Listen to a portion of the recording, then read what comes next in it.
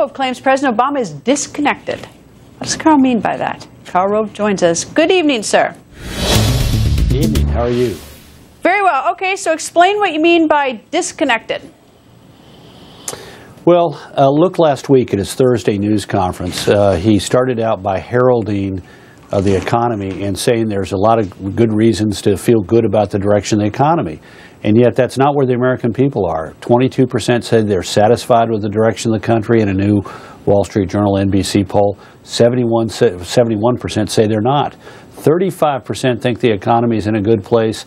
64% don't think it's in a good place. And then the president followed up this Thursday performance with a couple of speeches over the weekend, Friday and Saturday, to Democratic fundraisers, the first one in Purchase, New York, and the other one in Rhode Island. And there, without a script, without a speech in front of him and no teleprompter, he made some really extraordinary statements. For example, he said, if you watch the nightly news, you feel like the world is falling apart. So get that. I mean, it's the media's fault. I mean, it's not that the news is bad.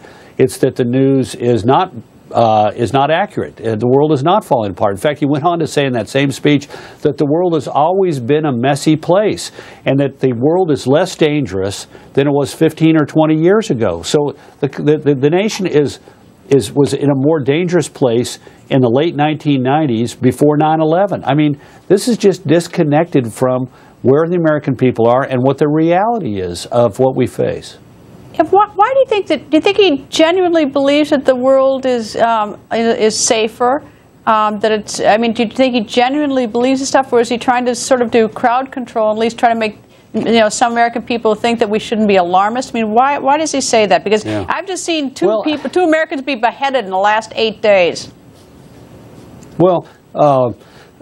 Excuse me, I don't really understand it. I have to admit I'm a little bit perplexed about it. I think some of it, frankly, is that every president tries to put a positive spin on events. But I think the other part of it is that in these unscripted moments, when he doesn't have a teleprompter, when he doesn't have a speech in front of him, we see the real Barack Obama. We see what the president really believes. We saw it this week in the news conference at the NATO meeting. In his prepared remarks, he said the goal of the United States is to destroy ISIS. And then in the unscripted comments, the Q&A, the back and forth, he says, well, it's to degrade it and ultimately to have it not be a manageable problem. I mean, I think the real Obama emerges. The real President Obama emerges when he's off script and when he's talking candidly.